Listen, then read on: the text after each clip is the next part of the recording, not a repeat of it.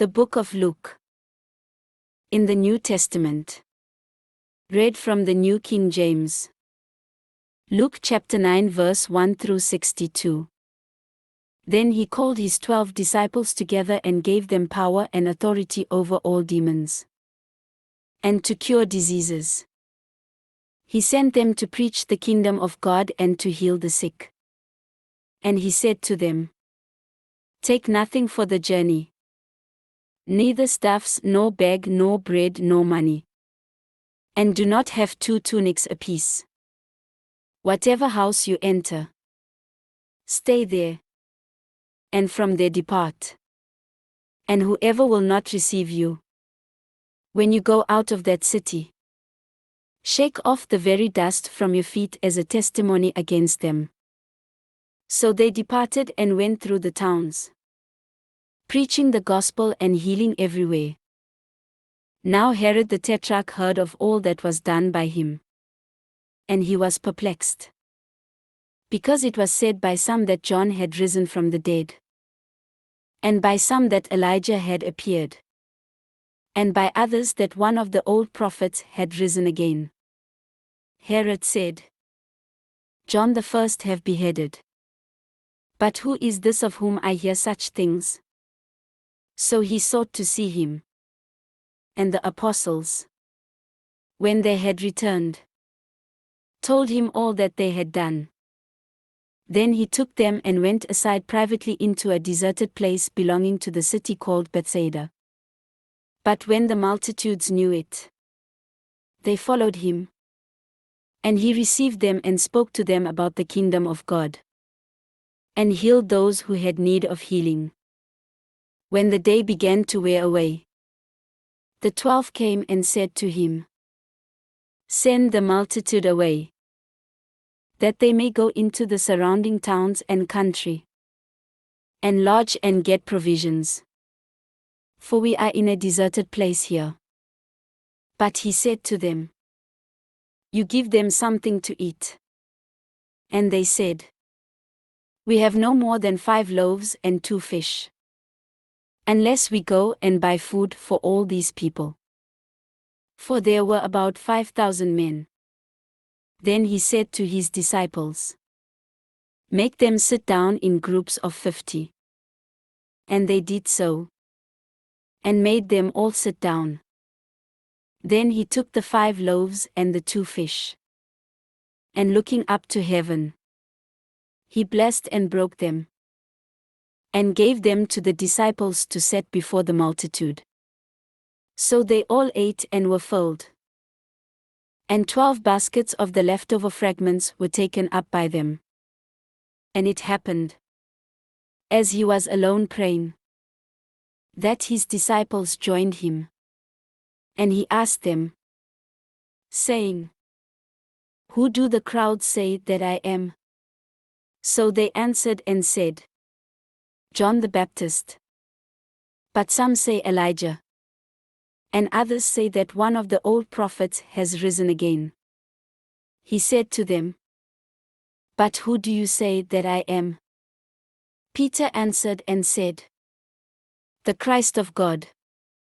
And he strictly warned and commanded them to tell this to no one, saying, "The Son of Man must suffer many things, and be rejected by the elders and chief priests and scribes, and be killed, and be raised the 3rd day." Then he said to them all, "If anyone desires to come after me, let him deny himself, and take up his cross daily, and follow me. For whoever desires to save his life will lose it. But whoever loses his life for my sake will save it.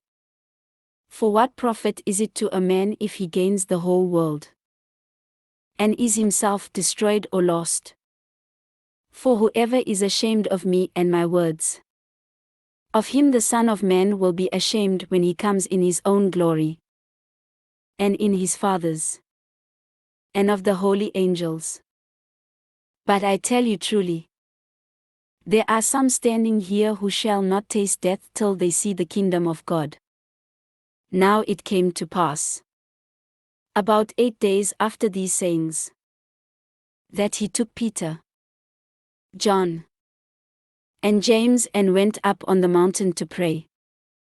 As he prayed, the appearance of his face was altered, and his robe became white and glistening.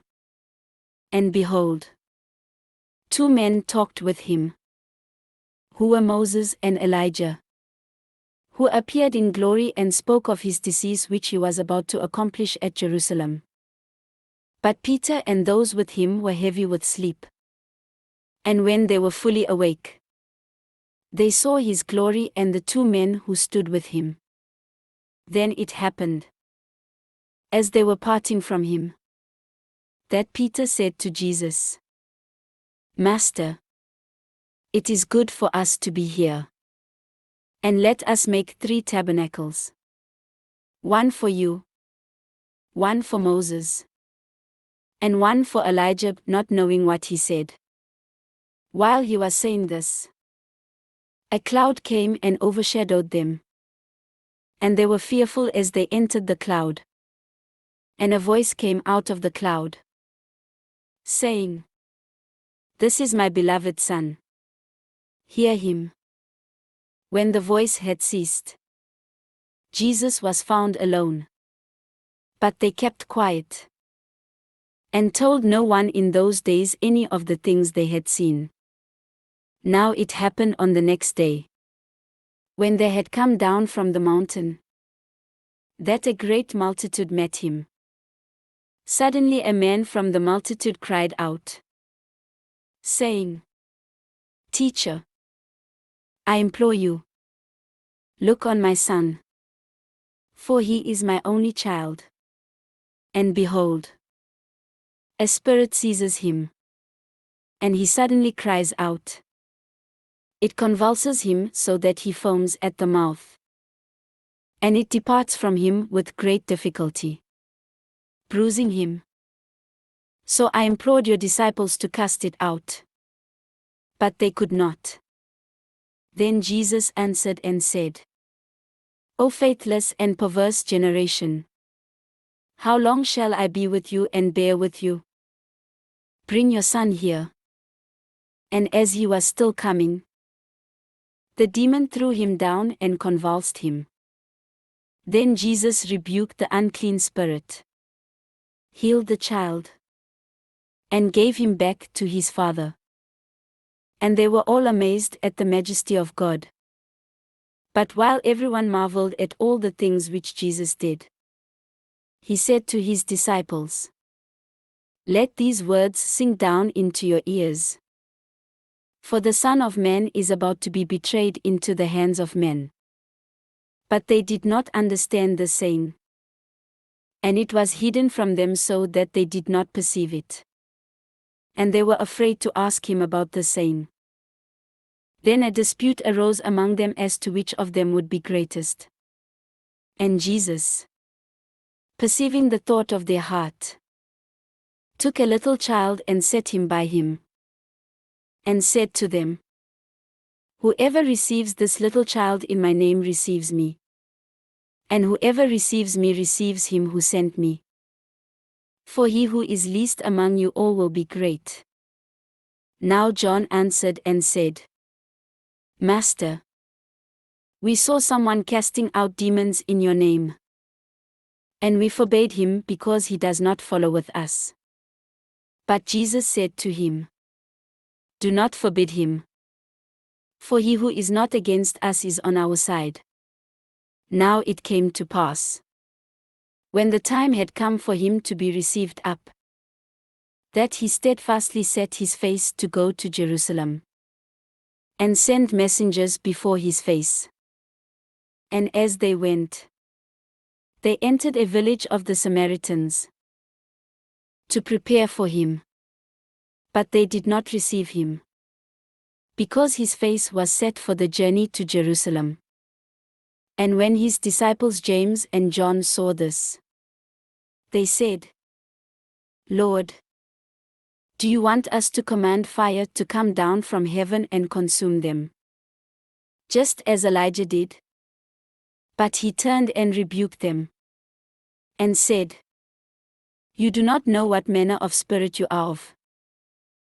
For the Son of Man did not come to destroy men's lives but to save them." And they went to another village. Now it happened as they journeyed on the road, that someone said to him, "Lord, I will follow you wherever you go." And Jesus said to him, "Foxes have holes and birds of the air have nests, but the Son of Man has nowhere to lay his head." Then he said to another, "Follow me." But he said, "Lord, let me first go and bury my father." Jesus said to him, "Let the dead bury their own dead. But you go and preach the kingdom of God." And another also said, "Lord, I will follow you. But let me first go and bid them farewell who are at my house." But Jesus said to him, "No one, having put his hand to the plow, and looking back, is fit for the kingdom of God." This ends Luke chapter 9.